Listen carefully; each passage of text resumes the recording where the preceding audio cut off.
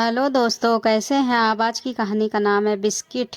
भाई, 2 क्रीम वाले बिस्किट के पैकेट देना, कहते हुए विनोद ने जैसे ही जेब में हाथ डाला तो सिर्फ एक 20 रुपए का नोट ही निकला। विनोद उलझन की स्थिति में फंस गया था। अगर बिस्किट खरीद लेगा तब बस का किराया कहाँ से देगा। फिर उसने सोचा बिस्किट रहने देता हूँ, वरना बस का किराया न होने के कारण पैदल घर जाना पड़ेगा। मगर उसकी आंखों के सामने दोनों बेटियों का चेहरा घूमने लगा। वो वादा करके आया था कि काम से लौटते समय आज पक्का दोनों के लिए क्रीम वाले बिस्कुट लाएगा।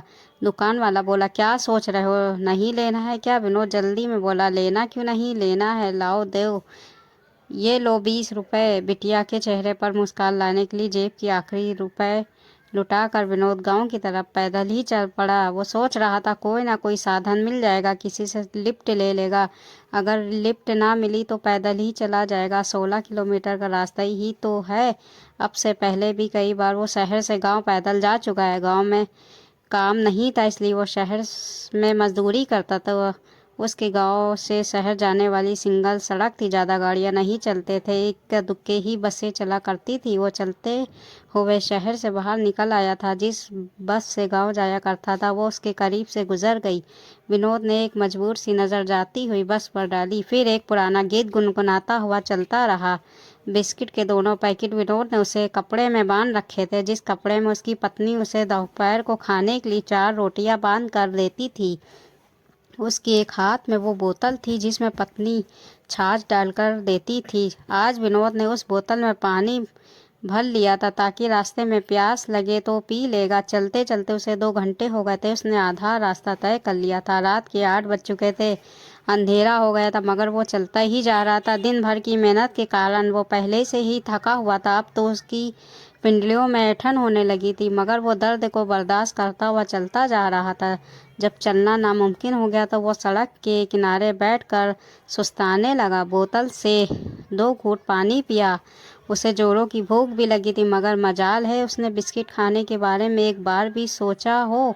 वो जानता था जैसे ही घर पहुंचकर बिस्किट बेटियों को देगा, वो पापा कहते हुए उसके गले से चिपक जाएगी। बेटियों का प्यार मिलते ही सारी थकान उतर जाएगी। वो हिम्मत करके फिर से चल पड़ा। ऐसा नहीं था कि सड़क से वाहन नहीं गुजर रहे थे, 1-2 वाहन गुजरे थे। उसने लिफ्ट के लिए हाथ का इशारा भी किया, मगर किसी ने उसे लिफ्ट नहीं दी। जब वो घर पहुंचा तब तक उसकी हिम्मत जवाब दे चुकी थी।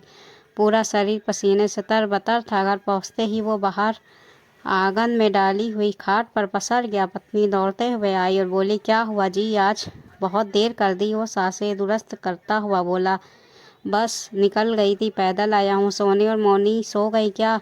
वो गुस्से में बोली, नहीं सोई, अभी भी जाग रही है। क्यों फिजूल खर्च करके उनकी आदत बिगाड़ रहे हो। क्रीम वाले बिस्किट लाने का वादा करके गए थे, उन्हीं का इंतज़ार कर रही है। पत्नी आगे बोली, कर्जा चढ़ा हुआ है, उसे उतारने की सोचो। बेटियों का क्या है, कूड़े का धन है, रोटियां खा कर भी पल जाएंगी। वो थका हुआ था, शरीर में जरा भी जान ना थी, फिर भी मुस्कुराता हुआ बोला, मेरी बेटियों को कूड़े का धन मत बोलना, वो तो मेरी जान है। इतने में 5 साल की सोनी और 3 साल की मोनी दोनों दौड़ती हुई आई और पापा पापा कहते उससे लिपट गई। विनोद एक पल में ही सारी थकान भूल गया। दोनों बेटियों को प्यार करने लगा। फिर कपड़े में बंधे हुए बिस्किट बेटियों के हाथ में पकड़ा दिए। बेटियां मनचाही चीज़ पाकर नाचने लगी। पास खड़ी पत्नी बोली, इतना दुलार भी अच्छा नहीं है, जब ये छोड़कर ससुराल जाएगी तब इनके जाने का गम झेल नहीं पाओगे। मैं जानती हूँ आपकी बस नहीं निकली। बेटियों की इच्छा पूरी करने के लिए खुद पैदल चल कर आए हो। सुबह जो 7 रुपए मैंने आपके लिए निकाल कर रखे थे, उनमें से एक 20 का नोट यही रह गया था। आप 40 ही ले गए थे। 20 रुपए जाते हुए किराया दिया होकर बाकी के 20 रुपए बच्चे उनके बिस्किट ले आए। विनोद ने पत्नी की बातों की तरफ ध्यान ही नहीं दिया। वो तो दोनों बेटियों के साथ खेलने में व्यस्त होकर स्वर्ग की आनंद ले रहा था। बेटियां उसके पेट पर बैठकर बिस्किट खा रही थी और उसे भी खिला रही थी, मगर जब बेटी उसके मुंह की तरफ बिस्किट करती तो वो चूहे की कुतरन जितना छोटा टुकड़ा दांतों से कुतरता, ताकि बेटियों के बिस्किट कम ना हो। ऐसा सिर्फ एक पिता ही कर सकता है और कोई नहीं कर सकता। ये आपको हिंदी कहानी कैसी लगी, अच्छी लगी हो तो लाइक सब्सक्राइब ज़रूर करें हैं।